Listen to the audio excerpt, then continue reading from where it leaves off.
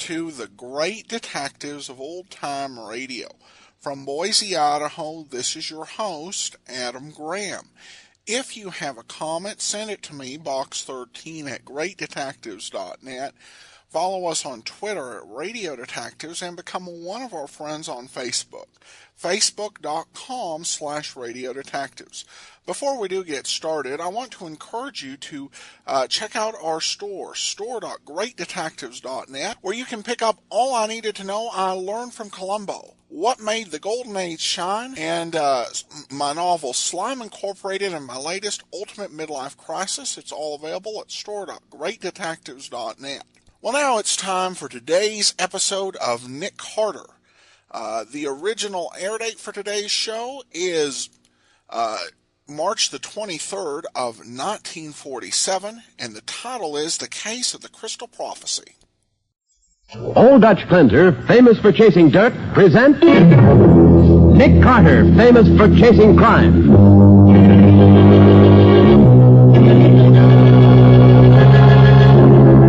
Every week at this time, two great names are joined as Old Dutch Cleanser brings you one of the most resourceful and daring characters in all detective fiction, Nick Carter, Master Detective.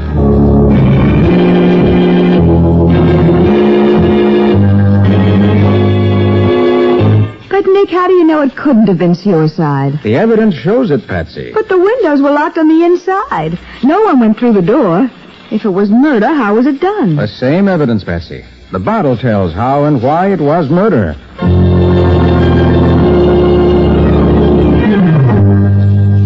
Now for the case of the Crystal Prophecy. Today's adventure with Nick Carter, brought to you by Old Dutch Cleanser. Our story begins in Nick's office about 10 o'clock one bright, sunny spring morning. Well, I'll be darned. What is it, Patsy? Nick, I'm following the latest records on suicides, and they show that during the past 6 weeks, 4 women have committed suicide. Oh, what's so curious about that? Well, each of these women was in her middle 30s. Each was a widow with quite a bit of money, and in each case, the police couldn't find a single clue to the reason for the suicides. When was the last one? Night before last. Mrs. Doris Manson. Nick, don't you think there might be some connection between these suicides? Maybe. Certainly looks like a lot of coincidence if there isn't. That's what I thought. Are we going to do anything about it? We are. We're going to finish the report I'm working on, and then we're going down to talk to Matty about this epidemic of suicides.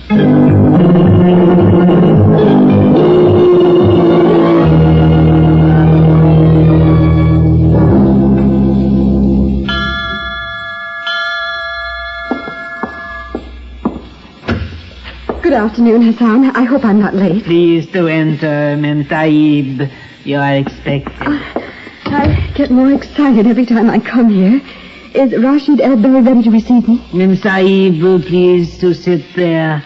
I go tell Master. Thank you.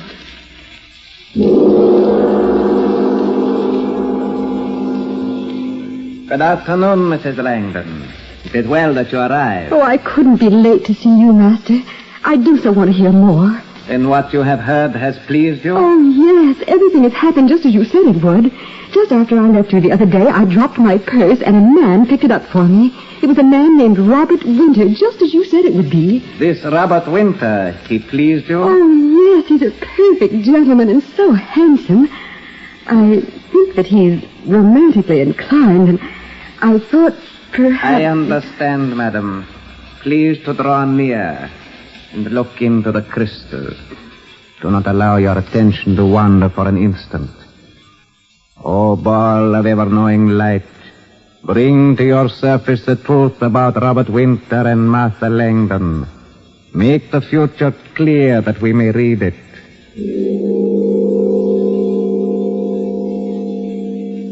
The ball begins to clear. A picture is forming. I see. No, it cannot be. Huh? Oh, ball of crystal, are you sure? Oh, what's the matter, Albay? I'm sorry, madam. I cannot tell you what the crystal ball has shown to be the future for you. It is better that you remain in ignorance. No. If there's anything bad, I demand that you tell me. The crystal ball shows, madam, that you will shortly take your own life. Oh, but that's absurd. I have no reason to do away with myself. I am sorry. I am only the instrument through which the pictures are made clear. Oh, but now that I know about it, isn't there any way the future can be changed? It is difficult, madame. Very difficult. Oh, I'll do anything. Anything. Can't you help me? It is possible, madame. How? It is a long and difficult process. It will mean that I must deny myself to all my other disciples. Much time will be lost. Much money will be lost. Oh, I have money. I'll give you money. To take a great deal of money, madame. I shall have to devote all my time to watching over you until the danger is past. How much would that be? It would be $100,000. Oh, no, I can't pay that much. It is well known that madame wears pearls worth that amount. Give up my pearls? Pearls mean nothing, madame, when the owner is dead. No. I have enough willpower to keep from killing myself. And if necessary, I can hire somebody to watch me day and night for much less than $100,000. As you wish, madame. But it would not be I wise won't pay that much to anybody for something I should be able to do myself. No, thank you. As you please, madame. Good day. And may I wish you everything that fortune will bring you.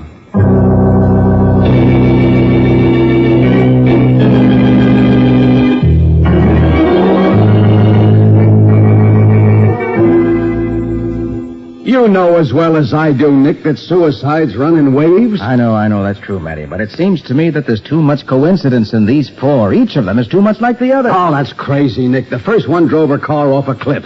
The next jumped off a building. The third fixed herself up in a closed garage with a car motor running. And this last one jumps in front of a subway train. But, Matty, did you notice that each of these suicides was a woman in her middle 30s, a widow, and that each had a considerable amount of money? Sure, I know all that, but what's it prove? Now, look, Nick, my squad investigated every one of these deaths, and we didn't find anything but suicide. Okay, Matty, okay. Ah, Nick, you're getting all hot and bothered about something that's just a coincidence. And that's all.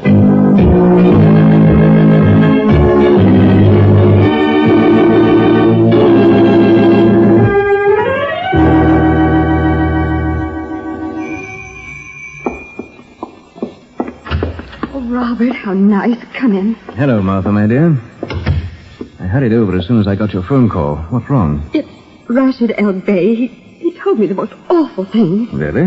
I've known him for a long time. Never heard of him saying anything that didn't come true. Does everything really come true? Indeed it does. I'll never forget poor Doris Manson. He told her that she was going to take her own life. And did she? Yes, poor thing. She was standing on a subway platform one day when the train came along. She'd jumped in front of it. Oh, how horrible. Robert, El Bey told me that I was going to kill myself. Oh, that's terrible. Isn't there anything we can do? El Bey said that he could do something about it, but it would cost me $100,000. I told him I couldn't afford to pay that much. Not when your life is in the balance? No. I can't believe I'm going to commit suicide. I've never known El Bey to be wrong. I think it would be better for you to pay him, Martha. I'm not going to do it. Very well, my dear. You know you can count on me for any help you need. Oh, thank you, Robert. I know I can. Now, how about a glass of your fine port? It'll do us both good. Oh, I think that's an excellent idea. I'll get it.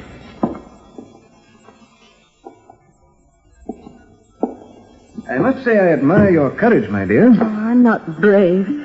I just won't part with all my money for something I don't think will happen. Well, the wine will make you feel better.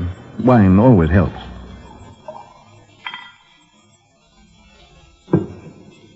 And now, Martha, to your health and long life.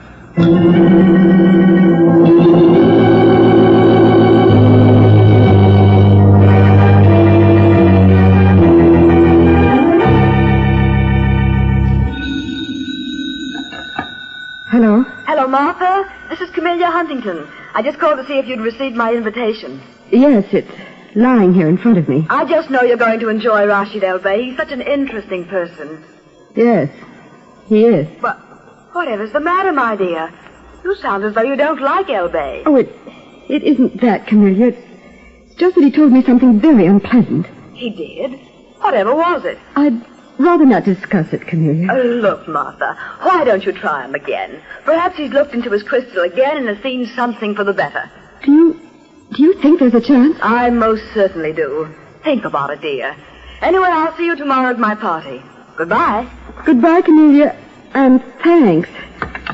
Try him again. Yes, I'll do it. Oh, why didn't I think of that before? Oh, I'm sure he's seen something else. Yes, Is this Hassan? yes. Who speaks, please? This is Mrs. Langdon. I've got to speak to El Babe right away. One moment, Ben Taib.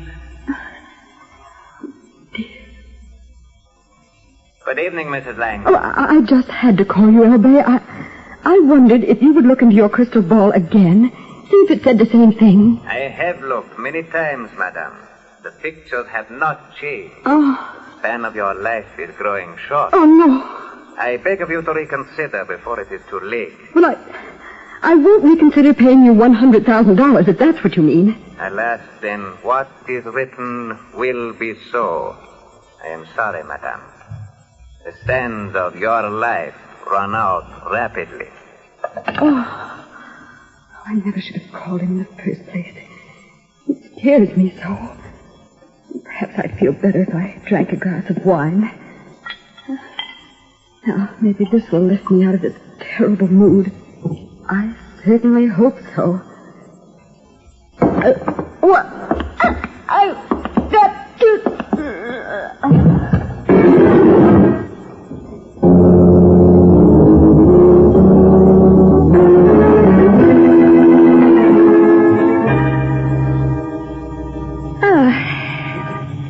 It was awfully nice of you to pick me up this morning, Nick. It's all right, Patsy. I just happened to be going by. Oh, switch on the radio, will you? Police band? Sure.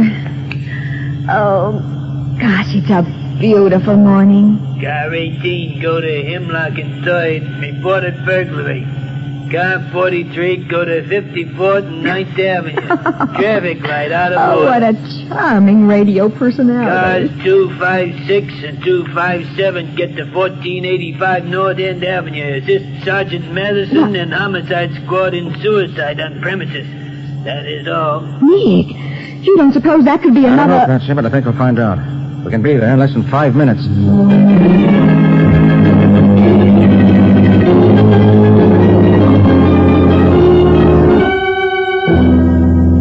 Well, Matty, what's the verdict this time? Oh, I don't know, Nick. I just got here myself.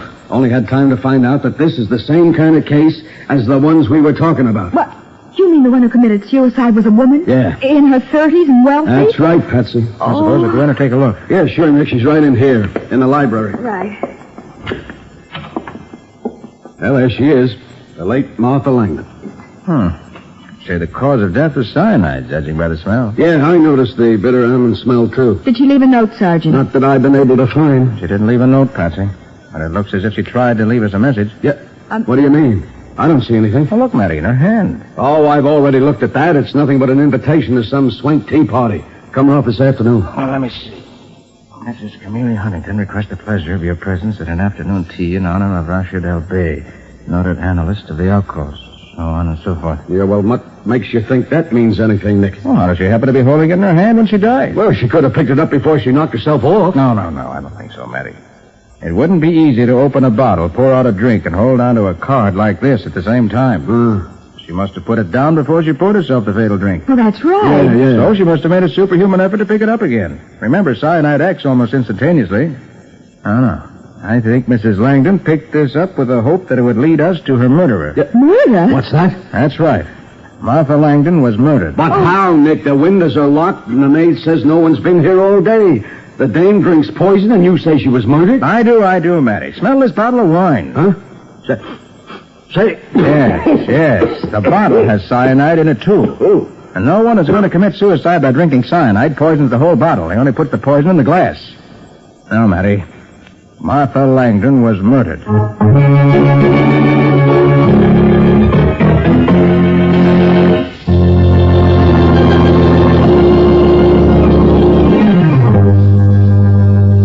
Now back to the case of the Crystal Prophecy. Today's adventure with Nick Carter, brought to you by Old Dutch Cleanser. As we pick up our story, Nick and Matty are talking to Robert Winter, who says he hurried over to Martha Langdon's home as soon as he heard of her death. Mr. Winter, Do you know anything about this tea Mrs. Camellia Huntington is giving this afternoon? Why, yes, I'm attending the party myself. Can you think of any reason why Mrs. Langdon should have picked up this invitation in her dying moments? No, I can't. It'll probably be a very dull affair. Uh-huh. Well, thank you very much, Mr. Winter. Quite all right. I only hope you're able to catch Martha's murderer. Goodbye. Oh, Mr. Winter. Yes? Did you happen to know Mrs. Nora Church? Why, yes. And Mrs. Doris Manson? Yes, I did. Thank you, Mr. Winter. Thank you very much. Nick, do you suspect Mr. Winter? I don't know. Of course, those specs he wears are enough to make me suspicious of him. Spats aren't evidence, Betsy. But the fact that Mr. Winter knew at least two of the other dead women is interesting, at least. And the fact that he's going to Mrs. Huntington's party this afternoon also interests me. You think all those other women were murdered, too? I'm positive, Betsy. But proving it is going to be something else. Oh, come on. Where to, Nick? I want you to go home and get prettied up.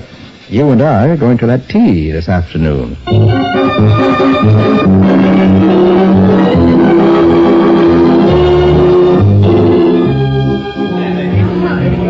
Well, quite a party, isn't it? Nick, you haven't explained how you happen to know Mrs. Huntington so well. Oh, I've known her a long time, Betsy. Apparently. When we showed up at the door, she acted as though you were a long-lost relative. All right, I'll confess. It's very simple. I recovered some jewels for her some years ago. Oh. Well, looks as if I'm not going to make good on my promise to Matty. Huh?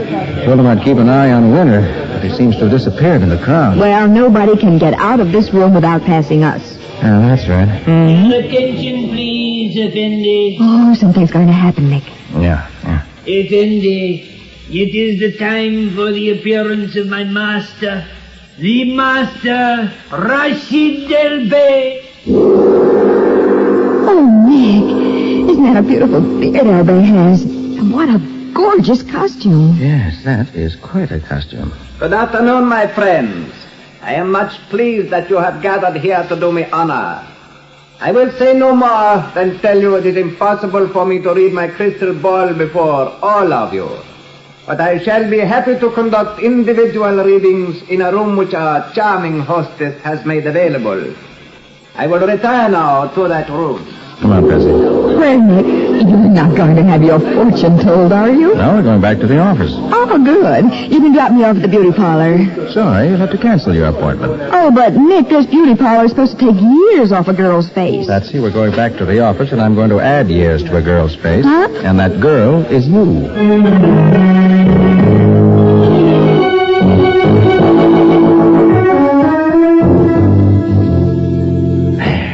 There you are, Patsy. Oh, I hope I don't look as funny as I feel. You don't. Your makeup's fine.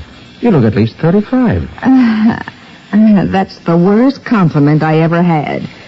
Now, Patsy, remember, whatever happens, I want you to play along.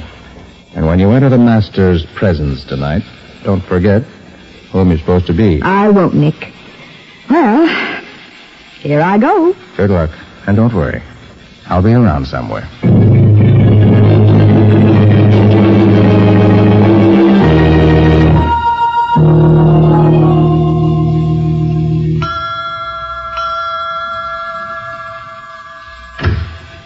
Yes, I'd like to see Rashid El Bey, please. I'm Mrs. Andrew Waller.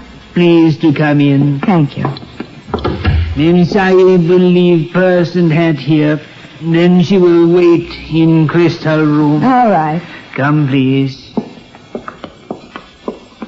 Please to be seated here. I go now. Tell master. Thank you.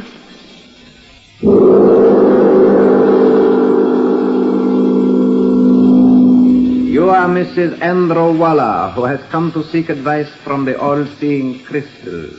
You are the holder of driver's license number 74592, issued in this city 18 days ago. Your original home was in Brightwood. Why, that's wonderful. It is wonderful only because through this power given to me, I am able to give help to those who come here to seek the answers to those things which they cannot know. Then maybe you can help me. It's very important. Very well, madame. Please to draw near. and look into the crystal. Do not allow your attention to waver for an instant. O ball of ever-knowing light, bring to your surface the future of the one who seeks the answers to questions as yet unknown. The wall begins to clear. Picture is forming. I can see you, madame. You are wondering about a man. The man is nearly 35 years of age. He is over 6 feet tall, good-looking. He's engaged in a very dangerous occupation. His name is Nick Carter.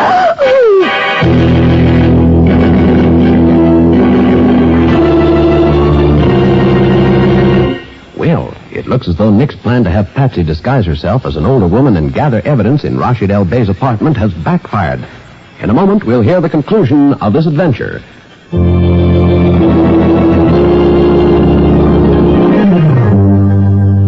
Now back to the conclusion of the case of the Crystal Prophecy. Today's adventure with Nick Carter, brought to you by Old Dutch Cleanser. As we return to the story, Rashid El Bey says, If you move, I shall be forced to use this gun. Oh, You are very foolish to come here, my dear young spy. how did you know who I was? A very regrettable mistake on your part. You were careful to place forged documents in your purse, but you also left the real one in it.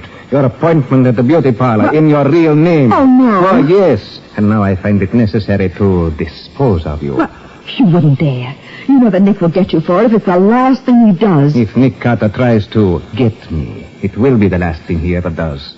I am much too skilled in the art of having people commit suicide to be caught by a mere detective, even a detective of Mr. Carter's reputation. Then you did kill those women. Of course, my dear. Why? What have they done to you? They were stubborn. They refused to pay to keep from committing suicide.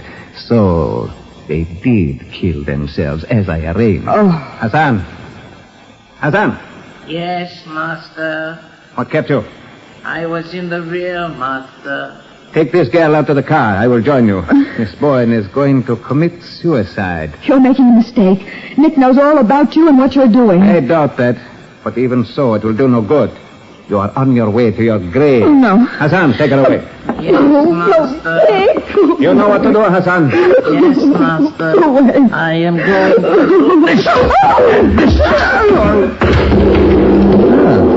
Bet that's the first time you ever rang that gong with your head. Oh, Nick, is that you? It is. Oh, golly, I thought you were Hassan. That's what you're supposed to think. Now, I'll just rip off the master's false whiskers so that when Sergeant Madison gets here, he can book him for murder under his real name, Robert Winter.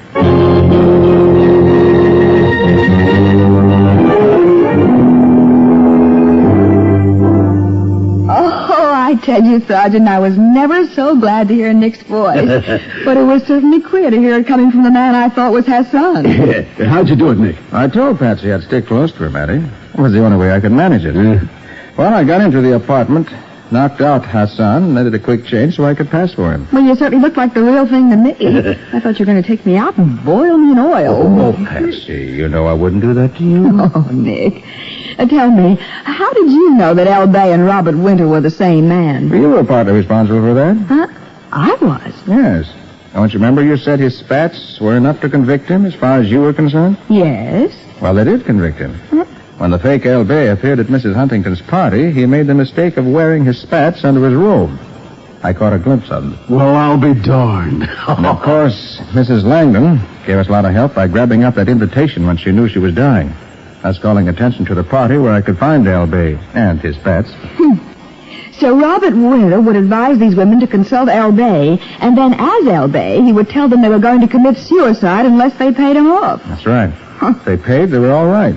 But if they refused... He killed them as a lesson to the others, huh, Nick? That's right, Matty. Well, that proves that no one should ever believe the things that are seen in a crystal ball.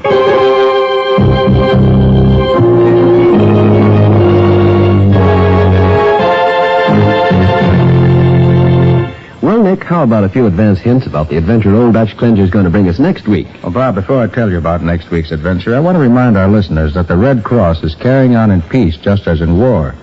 In any disaster, flood, tornado, hurricane, or epidemic, you'll find the Red Cross on hand with shelter, food, clothing, and medical care. But this is just part of the story of the activities of the Red Cross, so it's no wonder that the Red Cross needs funds. And I want to urge everyone to give, and to give generously, to the Red Cross. And I'm sure they will, Nick. So am I. But now, Nick, about next week's adventure. Okay, Bob, I'll give you a few highlights. A man telephoned me greatly excited about a discovery he just made. And before Nick could get any details, the man had hung up. Which made me curious. And from then on, we got mixed up with red pencil lines in a phone book, a list of perfume shops. A junkyard, a trip to sea in a crowded barge, and a... Whoops, Patsy. Huh? Save something for next week. What do you call the story, Nick? I call it The Case of the Smuggled Perfume.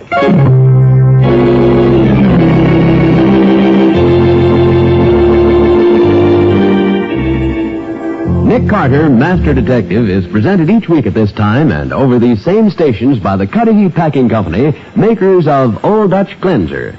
Remember, when you go shopping tomorrow, get the cleanser preferred by more women in America than any other. Old Dutch Cleanser.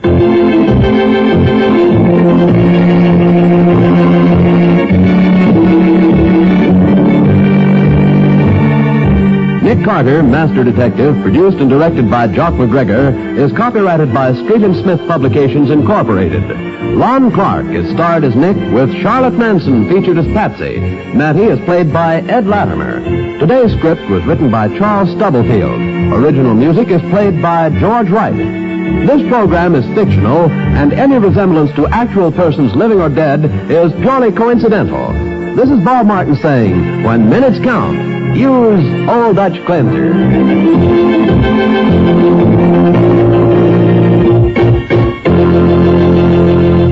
This is the Mutual Broadcasting System.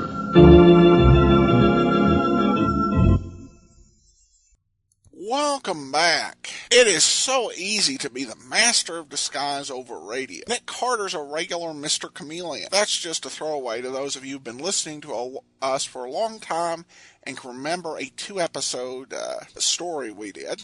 You can check that out at archives.greatdetectives.net. Seriously, I did love the cliffhanger where he revealed the name of Nick Carter right before they went to the break. Of course, he suffered from a lot of the big problems of radio criminals, and those that get caught is just this overall arrogance and desire to keep on pushing their luck. And of course, it really wasn't necessary for him to kill Patsy since she hadn't actually discovered anything. In fact, if he had just pretended to be a true Swami prophet, then he could realize Nick Carter was on his case, move on to another city, because Patsy had literally uncovered nothing. Though, of course, we knew who did it from very early. What I liked about this story is it wasn't so much the who, but the how, as well as the how catch 'em that we would figure out. And I thought the end solution there had a kind of a nice twist. I should mention that there were some lost episodes since the last program. Some of the ones that were missing: the case of the significant seed, the case of the colossal cave, the case of the single edition, the case of the hit-and-run hideout, and the case of the seagoing wig, and the case of the self-convicted crook. So, a lot of lost episodes in this 1947 series. All right, well, now on to some listener comments and feedback, and we begin with Aaron, who says, I'm watching old Perry Mason on DVD and detected the unmistakable voice of Virginia Gregg in an episode from Season 1. I wasn't looking at the screen at the time, but when I heard that voice, I knew who it was. I looked on IMDb, and they list her in 4 episodes between 1958 and 65. It was interesting to put a face to the voice, and I will be on the lookout for her in other old TV shows. I know other listeners of your podcast will want to watch out for her. Thanks so much for that email from New York, and certainly if you want to watch Virginia Gregg, you've got a wide variety of television programs to choose from. You can find her in programs including Policewoman, The Waltons, Emergency, Adam 12, Ironside. It's just an incredible number of programs, and so many she played different characters in. Now, sometimes you really have to look for her because her roles are not always big. And it can, when you're playing a character actress, it can almost be like playing when you're doing a score, because there are certain productions where what makes the music so good is that you don't even think about it, but it creates that atmosphere. And it can be the same with a lot of these character roles she took on. There's an incredible amount of credits. And really, through the 1960s and 70s, very active, slowed down a little bit in the 80s, mostly did TV movies. And she did some voice work, but an incredible legacy and incredible resume, and thanks so much for sharing. Also had a comment on our big list of detective old-time radio shows, and Christy sees, I'm interested in Blackstone the Magic Detective, mostly out of curiosity. Well, Christy, thanks so much. That was a program I hadn't listed one way or another on my list of big list of radio detective shows, where I list shows that I intend to do, shows that I'm not going to do, and an ever-dwindling number of programs that I haven't heard enough to make up my mind one way or another. But regarding Blackstone Magic Detective, I'll add that, and I'll be sure to add it under the no column. But I'll go ahead and give some information on the series. It was a 1949 to 50 syndicated series that was syndicated by Mutual among its various networks. And the way the series would work would be there would be an introductory portion, we would hear about a mystery, and then Blackstone the Magician would explain a magic trick. Now, there were two big flaws with the series. Number one, and this is the biggest one, is that it was a quarter-hour series. The episodes in existence are 12 to 13 minutes long to leave time for commercials. So you have a 12 to 13-minute story, and it's self-contained. And when you're doing an introduction and a magic trick and a conclusion, that leaves very little time for an actual mystery. The second problem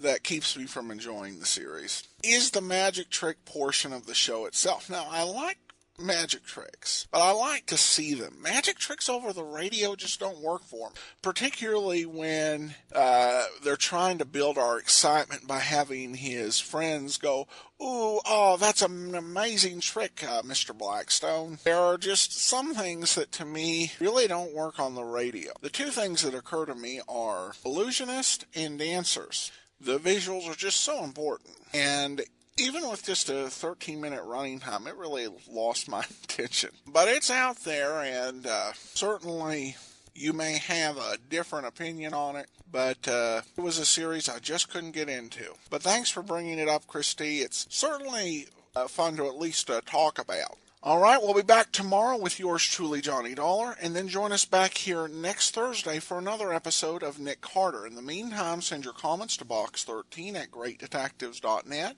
Follow us on Twitter, Radio Detective.